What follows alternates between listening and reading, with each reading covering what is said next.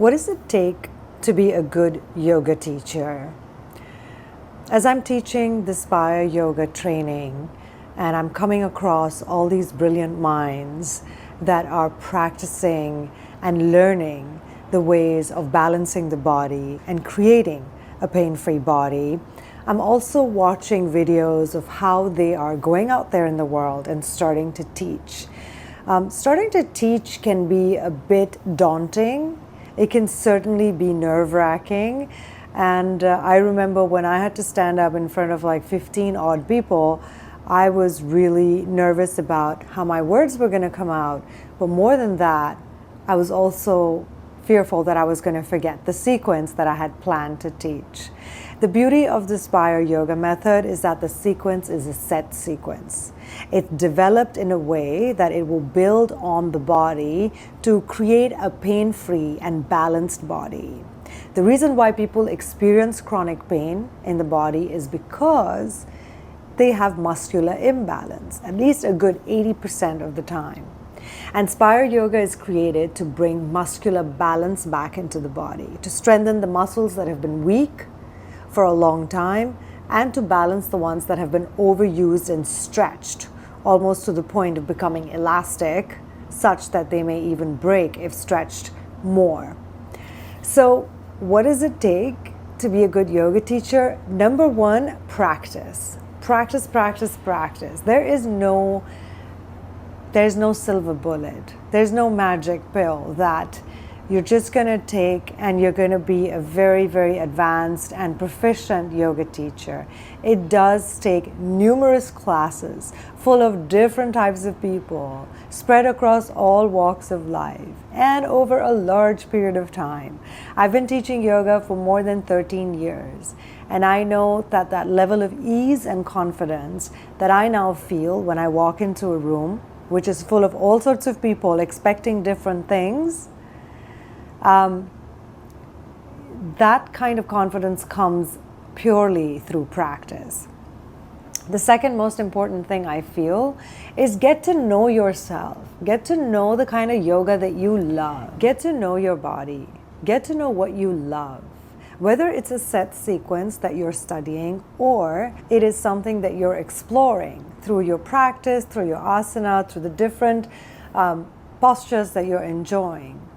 You have to get to know your body. Understand what are the moves that really speak to you more than anything else. What are your top 5 or 10 favorite asanas? And if you're studying vinyasa, figure out what is the relationship. How do you get into one asana from another? And how do you build on that? What is the foundation of an asana? One of the things I loved so much about being a student of Prana Flow and studying with Shiva Ray was that she really taught us the foundations.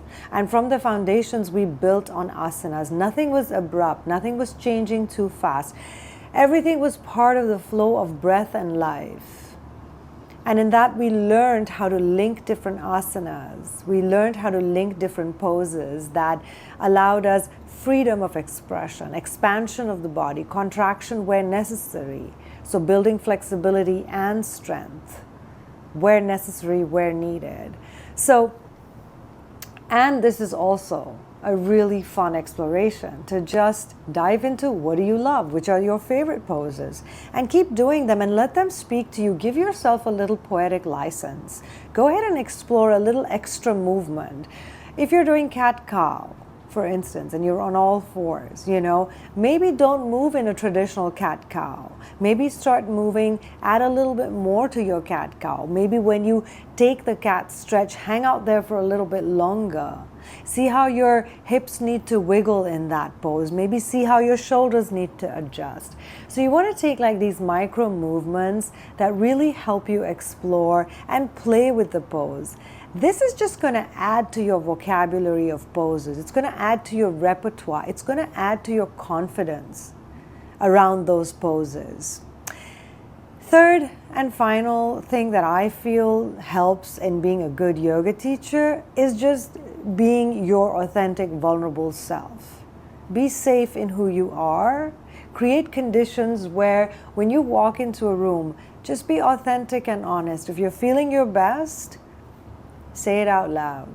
If you're not feeling your best, maybe you woke up on the wrong side of the bed, maybe you had heard some news that's kind of set you off and you had a 9 a.m. class scheduled to teach and you have to show up. So show up for your class and be honest and just say, today I just received news that's kind of rattled me a little bit.